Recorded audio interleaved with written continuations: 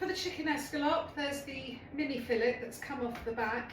Rather than bashing it, I just cut it to thin it out. It doesn't have to be too thin, into sort of little pieces like this, because I don't need one big escalope. So each breast should give you 3 pieces.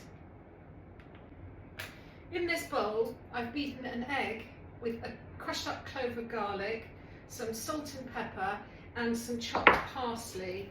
The pieces of chicken, which will be escaloped, is that a thing? I don't know, or schnitzeled later, can just sit in the egg. You can marinate it for as long as you want, or you can do it straight away. Just make sure that it's all completely coated with the eggs, and make sure that you wash your hands after handling raw chicken. I know I've said all of this before, but I feel that I should repeat it in case somebody new's watching and doesn't know. And I always have a board that is solely used for raw chicken. That's my raw chicken board. Obviously I wash it each time. Chicken recipe number 2. The first one was the stock. So we made the stock this morning. This is chicken recipe part 2. This morning I did stock, but I also made the schmaltz. Well, I didn't make it, it just is produced from cooking the chicken, but I just wanted to show you. So that were the juices, that was the juices that I poured off the chicken that you saw in the previous film. I just want to show you. So if I pull this back, there we are. So that fat, schmaltz, this will keep for a long time in the fridge, as long as it is not, what's the word? Oh God, it's completely gone from my head. Contaminated! There we are. So I'm actually just going to take the fat off, and I'm going to keep that, and that is cooking gold. So when I'm cooking and I want to add an extra chickeny whatever, instead of cooking with vegetable oil with butter, I will use the chicken fat. I'm just going to taste this jellified, that's stock, that is chicken stock. I'm going to add that to the stock that I made this morning, because that is just, I was worried because sometimes that can be quite salty, but it's not salty, so I'm going to put that into the container which I'm storing my stock. Okay, on with the main show. Tonight, the first dish that I'm cooking is using the chicken breasts.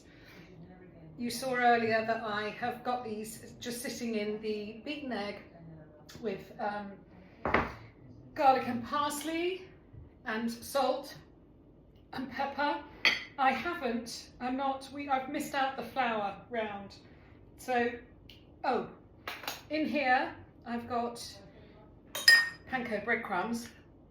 I'm going to add a spoonful of parmesan, and then you'll just drop your, you all know how to make an escalope. So in terms of cooking, I just want to show you, in my fry pan I've got a mixture of vegetable oil. I don't know why the power of speech is becoming harder and harder with every day. But I always put in a bit of vegetable oil and then some butter, because I love the flavour of butter. But if you just cooked in plain butter, it would burn. The vegetable oil helps it not burn. I'm going to heat that to a medium heat.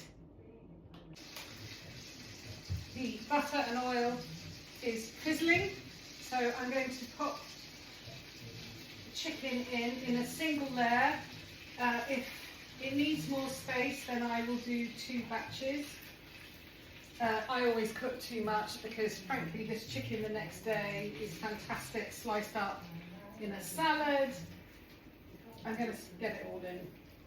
And because I'm using my iron pan, it's a wonderful way of retaining heat. So I'm not worried here about the pan being overcrowded. I am going to turn the heat up a little bit.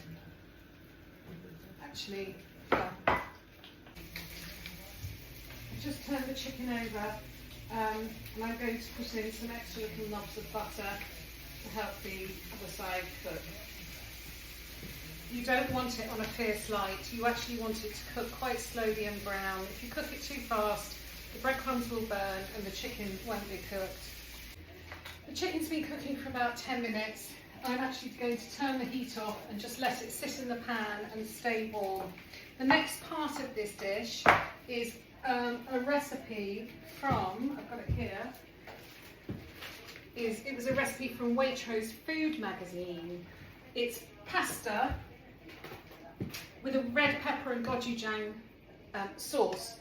So I have pre-cooked some fusillione pasta and I have kept a cup of the cooking water. So the pasta is cooked. The recipe calls for a jar of roasted red peppers. I'm not mad about the briny flavour in jar bought, and I don't have a problem with jars, but I had time on my hands today.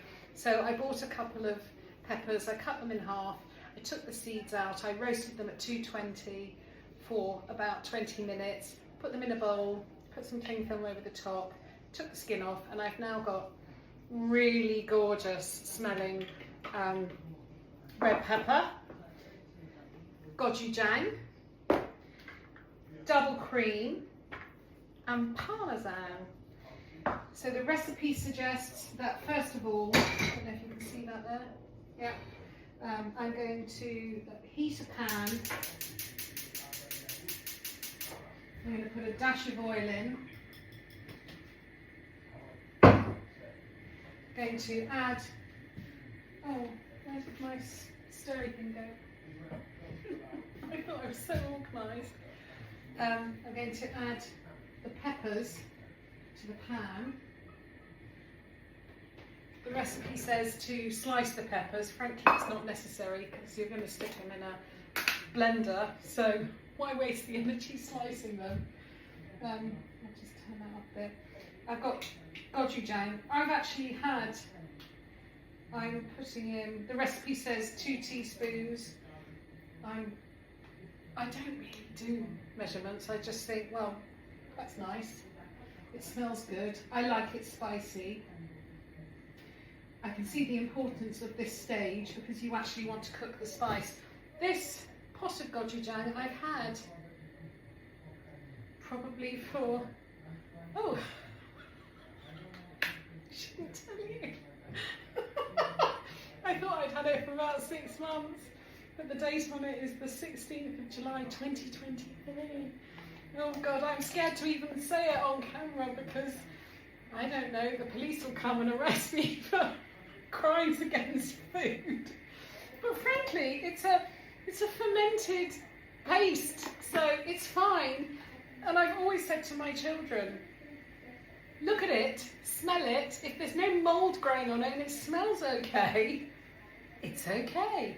So anyone that, well, nobody comes to my house for dinner anymore, so you don't need to be afraid. Right, the gochujang and the peppers are in a pan. I'm just going to give them a really quick fry, and then they're going to get blitzed with some double cream and some parmesan.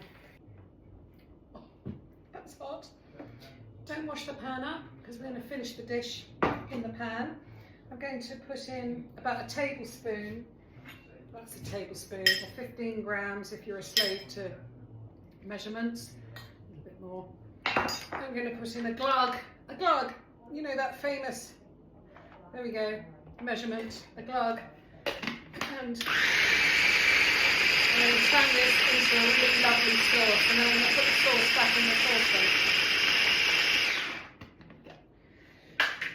I'm going to taste it. That is absolutely delicious. Well done, Waitrose.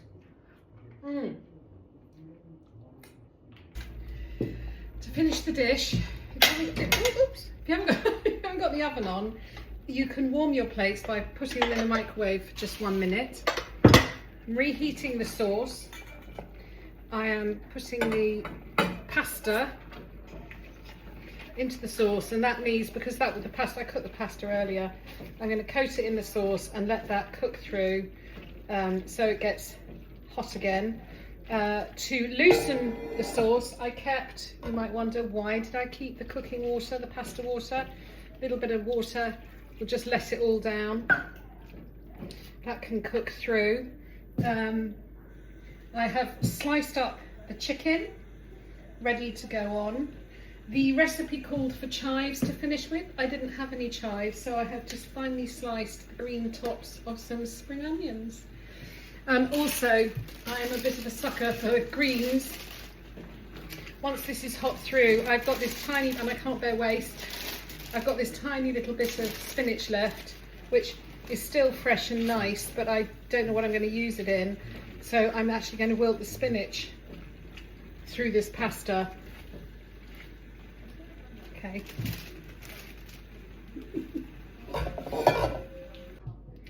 Spinach has been stirred through. So a couple of spoonfuls of pasta onto the plate.